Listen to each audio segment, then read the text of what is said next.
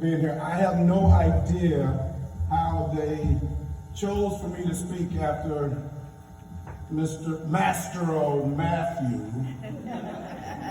and Arabella. What a wonderful, wonderful time to be here. Thank you all for coming. Thank you, Madam Mayor and the council for having me here as your guest speaker today on the birthday, in my humble opinion, of the best American that the United States of America has ever produced.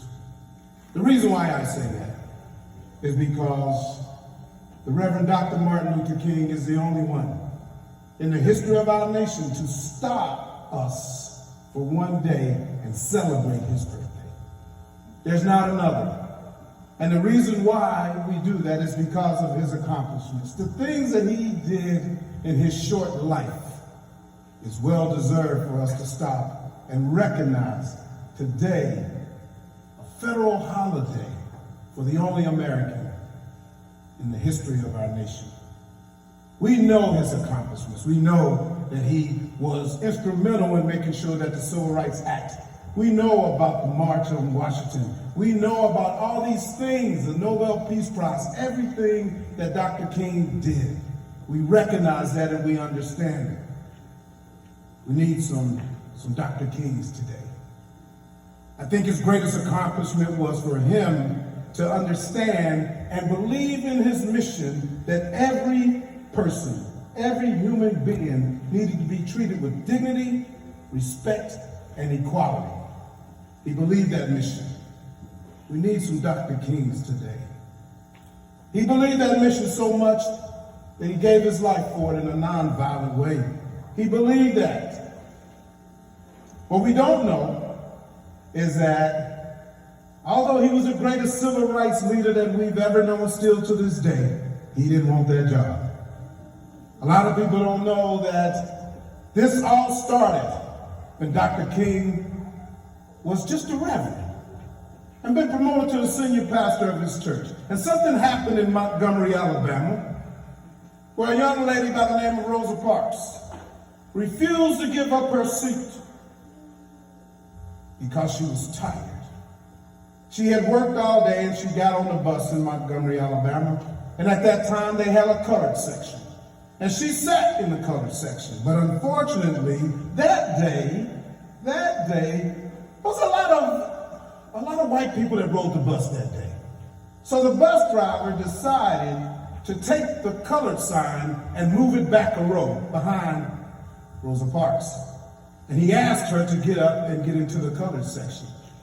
Well, Rosa Parks said, I sat in the colored section, you moved the line. And I refuse to get up out of this seat. We need some Rosa Parks today. That no matter how much they move this line, we're going to stand our ground. And she stood her ground. And she was arrested. She was booked. She was fined 10 cents.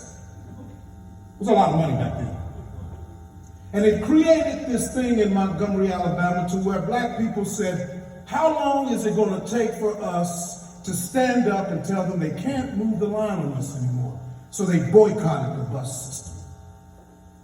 For 398 days, not one black person rode the bus in Montgomery, Alabama. Well, how did they get to work, Rick? They walked.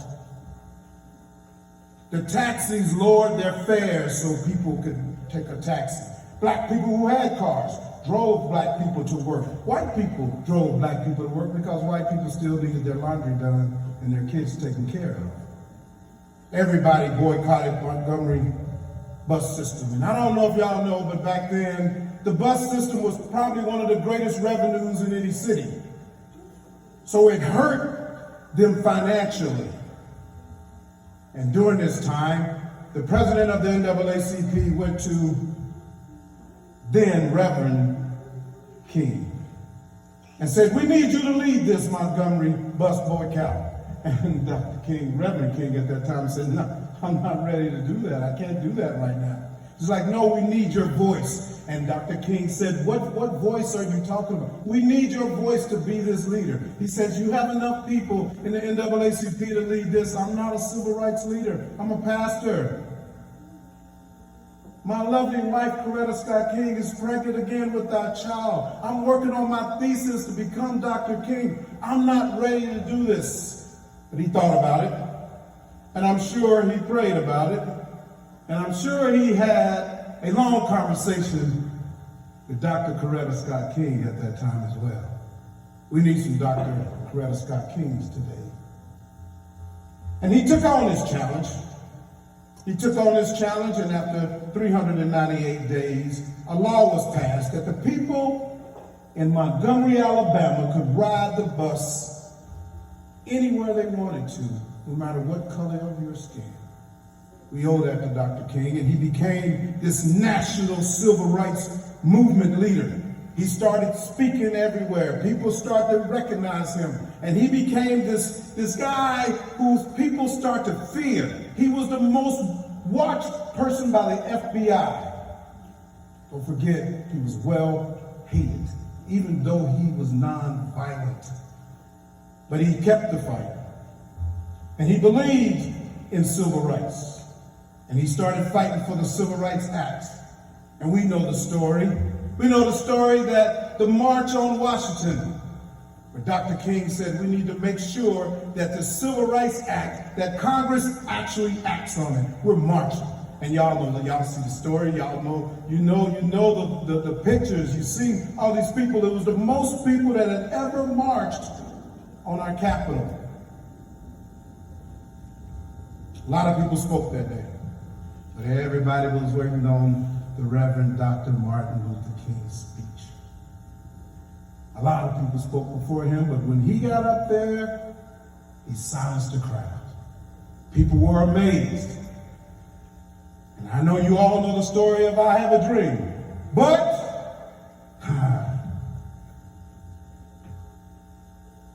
Reverend Dr. King did not put that in his speech on the March on Washington. He was not talking about a dream anymore. He said, we need to act. I'm not going to talk about a dream. I want to act. And he talked about it. And the speech started to crescendo and get to the end. And he was ready to finish.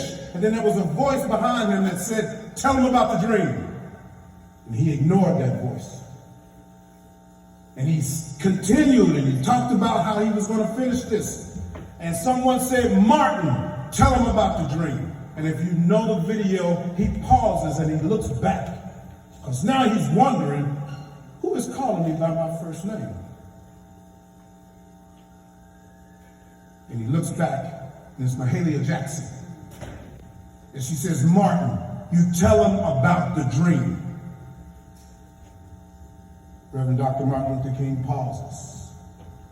And then he says the 5 words that we love today. I have a dream today. And the rest is history. We need some Mahalia Jacksons because sometimes we may not be ready, but Mahalia Jackson knew that he was already prepared because she had already heard that dream speech before at another venue. But she knew that the people in Washington, D.C. needed to hear the dream speech. Sometimes we have to take some time and stop and look at the people behind our podiums because they know we're prepared. Dr. King knew that Mahalia Jackson had already heard that I Have a Dream speech. And like I said, the rest is history. So I challenge you today. I don't think we can ever replicate the Reverend Dr. Martin Luther King. I still think he's the greatest American that the United States of America has ever produced. But we need some Dr. Kings today because he believed in humanity. And we need just today in our country to where we come together as Dr. Kings and bring back humanity because we need it. Is it going to be you? It's going to be you. Is it going to be you? I don't care if you're old. I don't care if you're young.